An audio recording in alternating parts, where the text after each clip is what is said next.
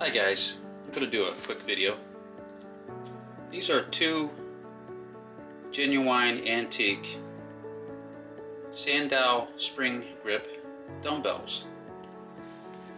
Eugene Sandow is known as the father of modern bodybuilding, and the Sandow Trophy, which is given to the winner of each year's Mr. Olympia bodybuilding contest, was named after him. Eugene Sandow was born Friedrich Müller in Königsberg, Prussia, which no longer exists because it's now Kaliningrad, Russia. But at the time, the city was German, and when the Russians took it over, they renamed it Kaliningrad. Friedrich Müller changed his name to Eugene Sandow, and he became a circus performer, a strongman, and he became famous for challenging other strongmen because he was very strong. But even more so, he was renowned for his physique because he had a physique of a Greek statue. And he developed these dumbbells. Now this dumbbell here is designed for men, and it's supposed to have 7 springs. You can see it here, that these only have 2, and if I could buy one that had 7 springs I would have, but these are the only ones I could get, and they have 2 springs. But in his books, and I have both books, System of Physical Training and Strength and How to Obtain It, which I would show you, but there's copyright issues with YouTube on that. So I'll just have to reference both books. But he explains that, when you progress past the strength of, a weaker springs, you just replace them with stronger springs. So my plan is to go to a hardware store and find springs. And we have several hardware stores like Ace and Home Depot and Lowe's. And, I'll find some springs that'll fit it, even if I have to get them from Amazon. These dumbbells are unique because they're spring grip dumbbells, and the purpose is to grip the dumbbells as tight as you possibly can and do the exercise as slow as you possibly can while gripping as tightly as you can to create that mind-muscle connection. So Sandow's theory was, if you use 3 to 5 pound dumbbells for men and 2-pound dumbbells for women and children, if you grip them as tightly as you can and doing your exercises as slowly as you can, that you could develop your physique. And he had a system of 17 different exercises, and in his books he had a lot of testimonials of how effective his system of training was. A lot of people criticized it, saying that they didn't get that much development out of it, but I think what they missed was that you're supposed to grip the dumbbells as tightly as you possibly can. And in that sense, it's like isometrics.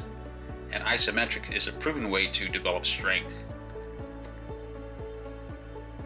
Back over 20-some years ago, when I was a boxer, I got my ribs broken one year. And I was sparring with a heavyweight. He caught me good and broke my ribs. And for a few months I was messed up. I mean, I had to work around my injury. So while I was healing, I took a 12-pound kettlebell and I used that to work out with. And even though you're only working one side of your body, there is a thing called bilateral transfer, that your muscles on the other side will be stimulated if you just exercise to one arm. So if you have broken ribs on your right side and you use your left arm to do curls and reverse curls and presses, the muscles on your injured side will be stimulated as well. And the idea is to do it slowly, because the slower you do a dumbbell exercise, the harder it is to do. And in that sense, you can develop your strength and your endurance just by doing as slowly as you can, or doing what they call static holds. Like if you take that dumbbell and lift it to your side, do a side lateral raise, and just hold it there.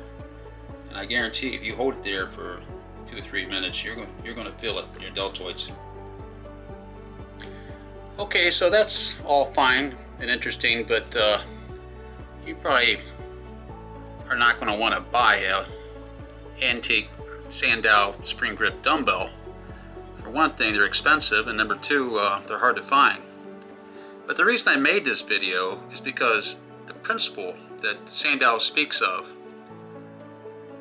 about gripping a light dumbbell, 3 to 5 pounds, as tightly as you can, as slow as you can also be applied not just with a dumbbell, but with a hand grip. Now, they didn't have these during the 1900s or late 19th century, but we have them today and they're relatively inexpensive. So if you just use the same principle of Sandow light dumbbell system, you could do the same thing with a hand grip. So what I'm suggesting is grip it as tight as you can and do the same thing. Do your curls and the other 17 exercises that Sandow advocates, and you can do the same training principle with the hand grip. And if you don't have a hand grip, you might have a fats grip. I'm sure you've seen these hand grip devices. You put them on a dumbbell, but you could do the same thing. You could grab it as tight as you can, and you can do the exercises as slow as you can, like you would an isometric exercise. So that's the real purpose for this video. I know it's unusual, but it's something that intrigued me, because I know for a fact that working out with light dumbbells or light kettlebells will work if you do them slow enough and if you grip the handle as tight as you possibly can. And I also know when I was younger, I used to have a easy curl bar, and all I had was 2 25-pound concrete weight plates, and I think the easy curl bar weighed like 15 pounds, so all I was using was like 65 pounds to do curls. But I would do that for high reps. I would do 20-25 reps per set, and my arms got pumped up, and I mean, it was very effective to build up the size of my biceps. So it's a competing theory to the progressive resistance theory, where you lift as much as you possibly can, and I've done that too, and that works as well. But it's hard to grind out 355 pounds on a bench press. I mean, you just barely getting it up, and it's just moving millimeters until you hit that stage where you can extend your arms fully. But this is a different theory. Like I said, is you're using light dumbbells, and it's worth exploring, and it's something I want to do, and that's why I bought the Sandow spring grip dumbbells. Okay, it's more theoretical. I find it interesting. I don't know if you do, but I thought I'd throw it out there. I think it's worth exploring, and you can do research on YouTube. There's several videos on Sandow's light dumbbell system, and he had 17 different dumbbell exercises. I think they're worth checking out. Okay, that's all for now. Thanks for watching.